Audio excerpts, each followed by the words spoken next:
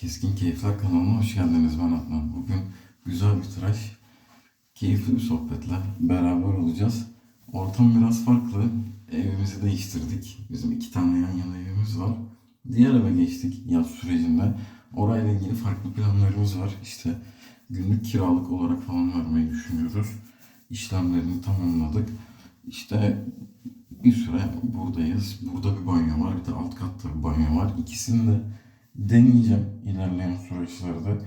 Burada biraz ses yankı yapıyor gibime geldi ama hem video kamera kurulumu falan burada daha rahat olduğu için burayı seçtim. İleride deneme amaçlı aşağıda da bir video çekeriz. Bugünkü tıraşımızda kullanacağımız ekipmanlara ve ürünlere geçelim yavaştan. Şöyle bitirmeye çalıştığımız bir Nivea Protect and Care balzam var. Yıllardır bizde. Dibine geldik, artık bitsin istiyoruz. Kullanacağımız fırça, şöyle ıslattım ben fırçayı. Yaki'nin Timberwolf kıllara sahip sentetik fırçası. Bugün bu arkadaşı kullanacağız. Sabun olarak da yine Coşkun abinin kaseden seçeceğiz. Şöyle. Şurada en üst satırda kırmızı yazıyor. Tops Out krem. Bir sürü güzel koku var içinde. Gerçekten açtığı gibi insan bir heyecanlanıyor. Taylor of Old Bond Street'in Out kremini kullanacağız. Kremden şöyle ben birazcık alayım. Tasarruf şu kadar aldım. Muhtemelen bu fazladır. Aldığım ürün. Ama geldi bu kadar, şimdi aynı düzende geri koyamayabiliriz. Evet, şöyle hafif yayalım kremi. Bayağı fazla krem almışız. Burada çok yoğun bir köpük elde etmemiz lazım. Evet. Bugün kullanacağımız alet, onu konuşalım. Daha önce ben tıraş keyfi formunda Cenk Bey var. Romans'daki ile. Onun açtığı bir ilandan belirli ürünler almıştım. Bir tane jilet kimsi alet vardı. Bir de böyle başlıklar vardı 3 tane. 3 tane, 4 tane yaki başlık vardı. Bu yaki başlıkları da almıştım. İşte videolara konu çıksın diye. Şöyle bugün kullanacağımız başlıklardan bir tanesi Zephyr. Zephyr başlık benim bildiğim kadarıyla mal bir başlık. O şekilde. Ama günlük tıraşa uygun olduğu yazıyor başta. O yüzden içine Gillette Silver Blue kullanacağız bugün.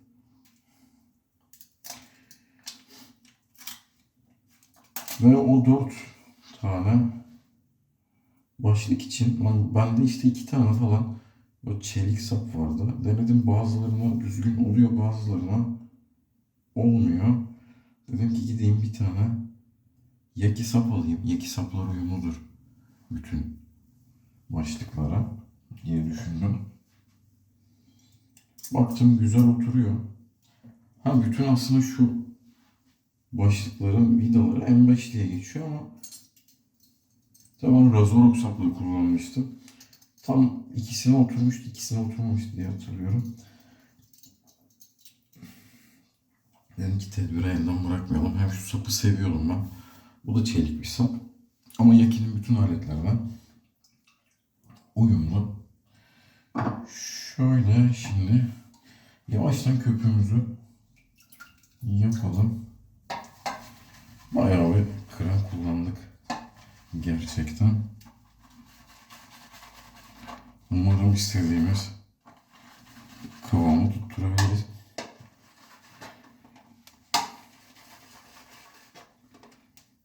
Aldım, güzel bir kokusu var.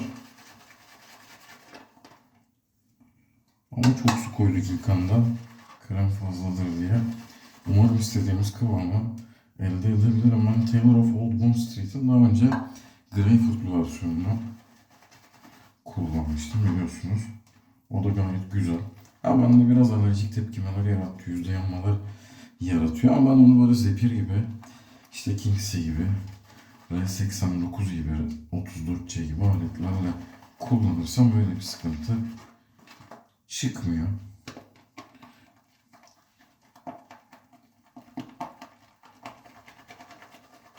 Evet, çok krem aldığımız için bayağı yoğun köpükle uğraşıyoruz. Yani aslında bu kadar, bu da ne demek oluyor? Böyle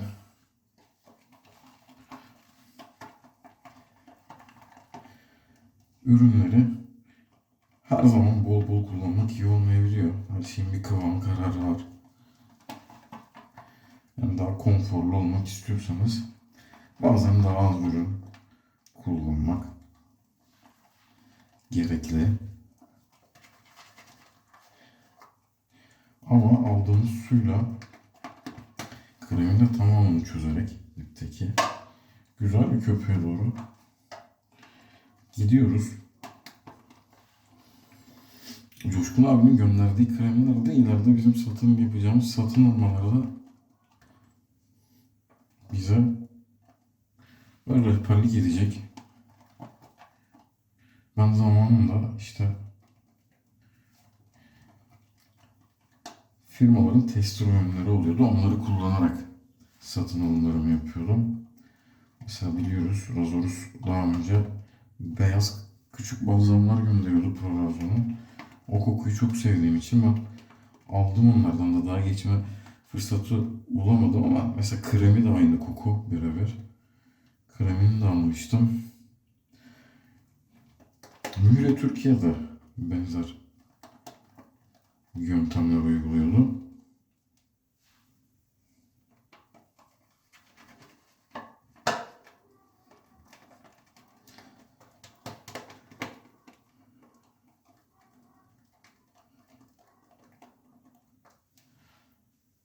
Evet, bence köpük olduğu gibi şöyle köpük masamızı koyalım. Yüzümüzü yıkayalım.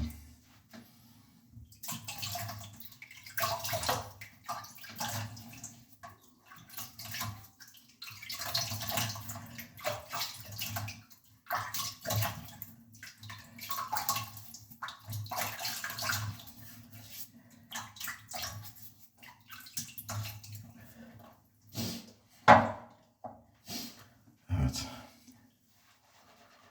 Timberwolf gerçekten Yakisen dedikler arasında benim en sevdiğim fırça.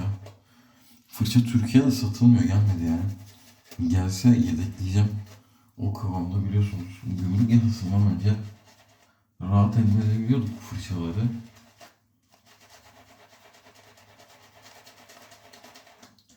Ama artık Türk satıcılara kaldık sadece. Yani Türkiye'de satan firmalarımız var. Onlardan alıyoruz. Timberwolf gelmediği zaman da alamıyoruz haliyle. Fırçayı ben uzunca süredir kullanıyorum. Omurgası güzel, yoğunluğu da güzel. 26 milim bir düğüm çapı var. Yaki'nin 26 milim kılları zaten ürünlerinde kıl uzunluğu genelde standart. Tuxedo'larda da böyle.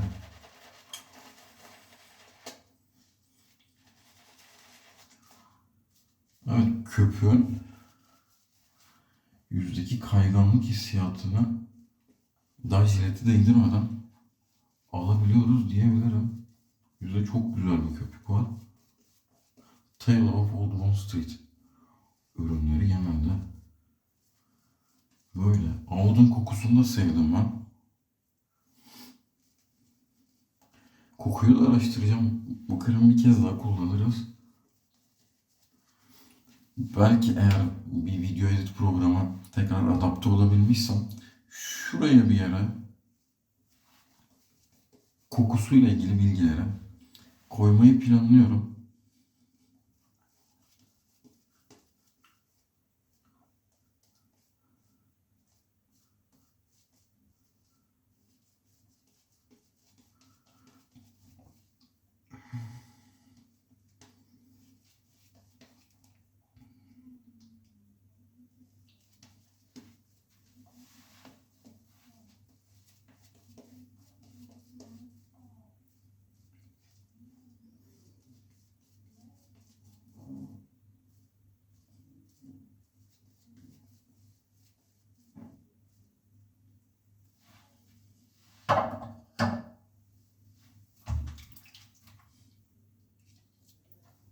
Gerçekten keyifli, güzel bir köpük.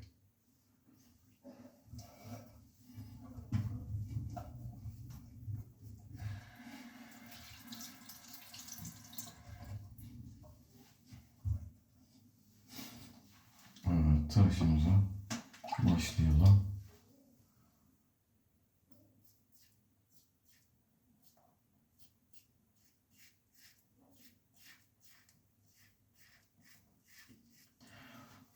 Bazı işte mind aletlerle tıraş olurken böyle yeterli bir akıcılık hissetmeyiz yüzde. Ama zepir kaplaması itibariyle bu akıcılığı veriyor bize. Tabii içindeki Silver Blue da etkilidir diye düşünüyorum ben. Kesim açısı R89'dan DE89'dan ziyade biraz daha 34C'ye yakın.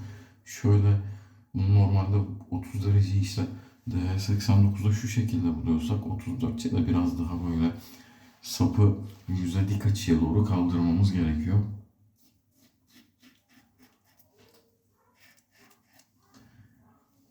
Yüzümde benim yaklaşık 2 günlük bir sakal vardı.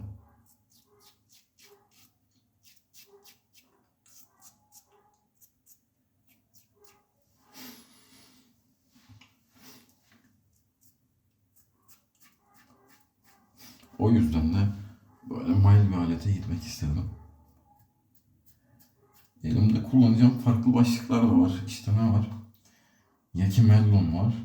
Onun tıraşı da beni çok etkiledi. Coblet diye bir başlık var. Kullanmadık henüz. Bir de Flipside var. Böyle bir tarafı taraklı bir tarafı taraksız. Bunları deneyeceğiz hepsini.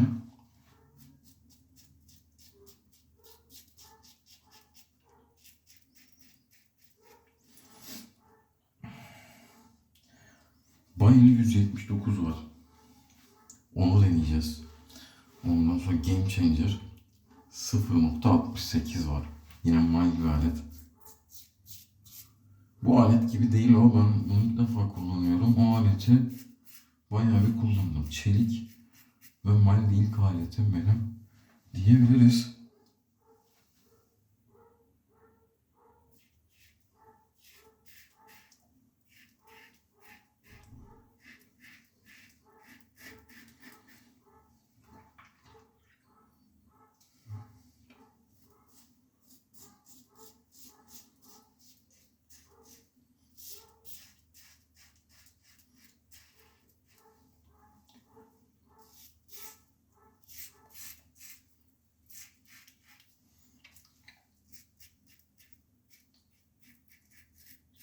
Evet, köpüğün kalitesi bizim kullandığımız Greyfurtlu versiyonuna birebir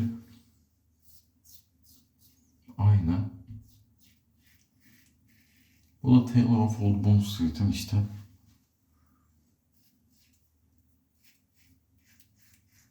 farklı yönlerinde belirli bir standardı gösterdiğini tecrübe etmiş olduk.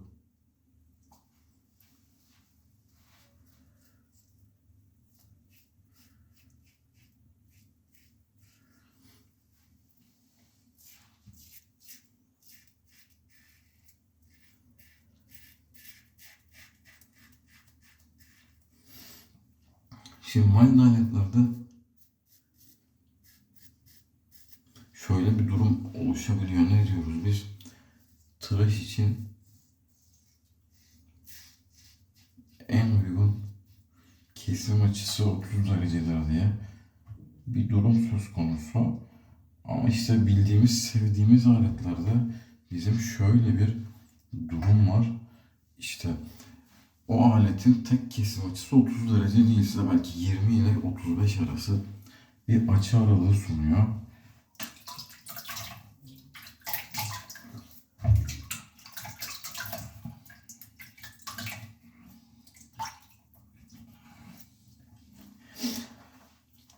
Bu aletler için de işler mild versiyonlara kaydığı sürece bu hani şöyle sıkıntılar doğabiliyor. Mesela bazı aletlerde bu açı aralığı çok dar. Yani kesici açıyı bulamıyorsunuz. Mesela ben ilk Remake tıraşımda onu bulmakta zorlanmıştım 34C'de. Size açı aralığını veriyor düzgün bir şekilde. DE89'da aynı şekilde. Bu alette de yani bu kafada da başlıkta da açı aralığı güzel. Yani mild aletlerde bazı mild aletlerde olan o sıkıntı yok diyebilirim.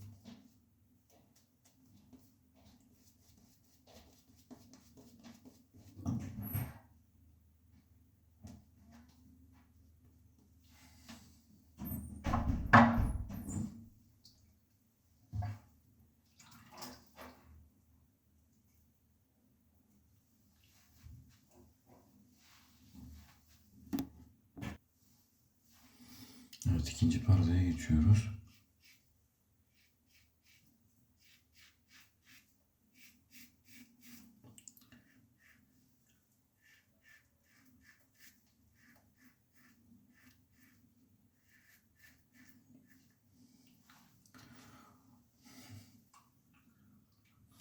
Aletin gap aralığı 0,65 olduğu yazıyor.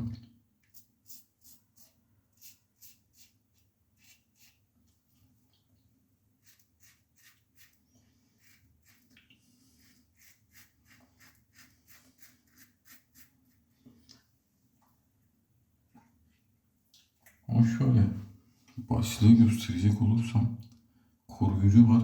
Jiletten çok dışarıda ve üst kapak gerçekten farklı. Bu da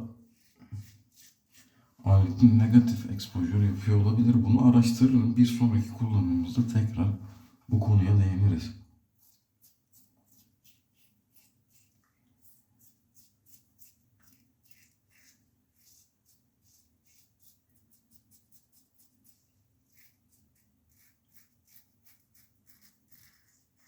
Ancak jileti hiç hissetmiyorsunuz.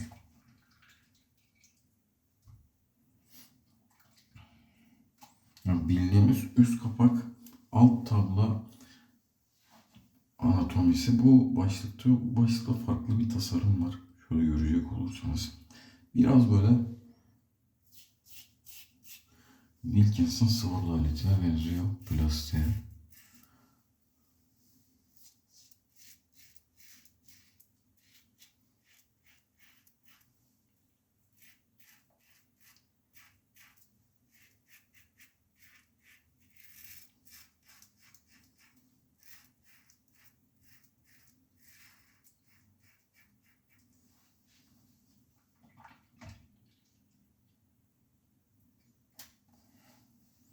Evet, ikinci perdede son halde.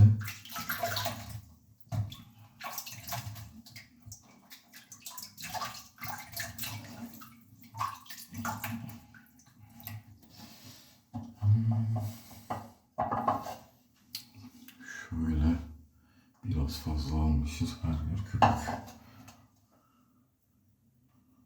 Bollama kullanıyoruz ama aslında üçüncü perde özelinde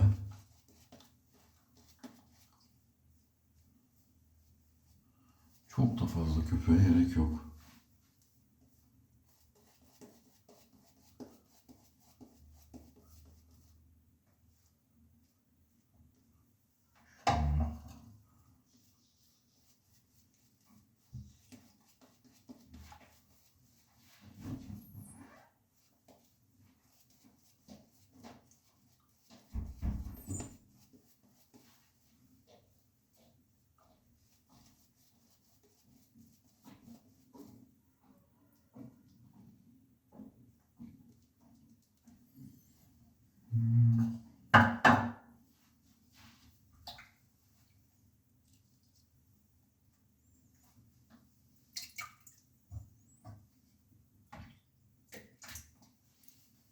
Evet, tersten çekişlere başlıyoruz.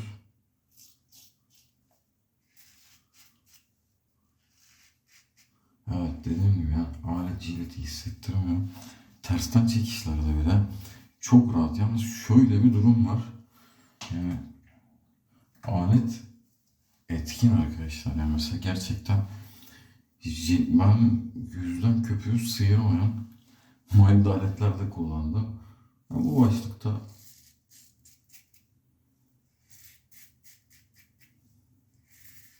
öyle bir durum yok.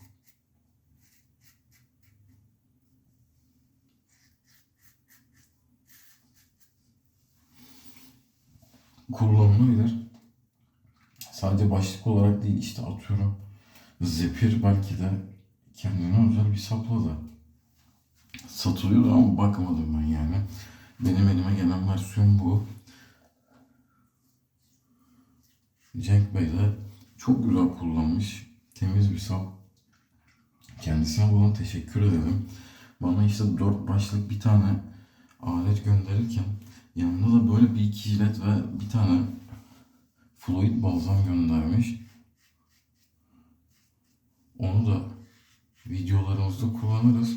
Bu güzel ince düşüncesi için ona da buradan bir teşekküre borç bilirim.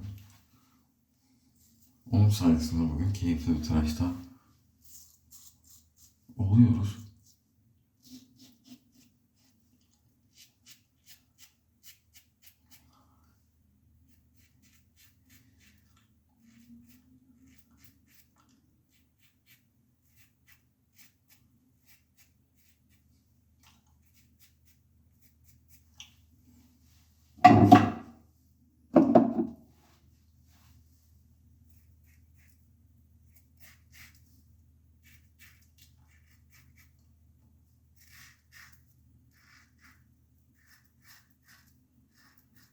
Biliyorsunuz beni 34C'dir, 42C'dir, işte Merkür Progres'im birinci, ikinci ayarlarıdır. Ben tersten çekişlerinde bana verdiği konfordan dolayı onlar bende hep bir tık yukarıdadır bu alette. Onlardan aşağı kalır bir yanı yok. Alet diyorum, başlık tabii ki. Elimdeki sap çelik bir sap, biraz tok bir sap.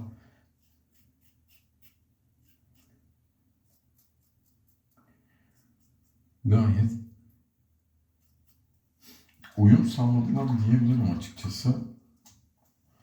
Ama şöyle, yani belki farklı bir sapla, daha hafif bir sapla daha keyifli olur mu denemek lazım bunları. Evet, üçüncü perde sona erdi.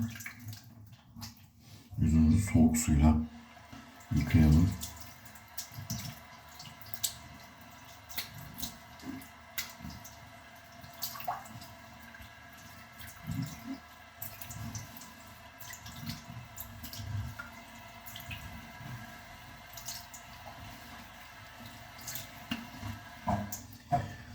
Bugün çok keyifli, çok konforlu, çok akıcı bir tıraş olduk. Üzerine de şöyle Nivea'nın Protect and Care'ını kullanacağız. Biliyorsunuz bu hafif içinde alkol var gibi, yani bilmiyorum, içeriğine bakmadım ama yüzde hafif bir yanma hissiyatı yaratabiliyor bazen. Yakın zamanda sensitivine döneriz.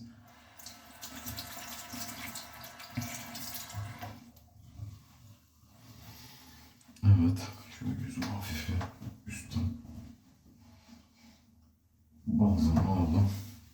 Evet, güzel bir tıraş oldu. Bugün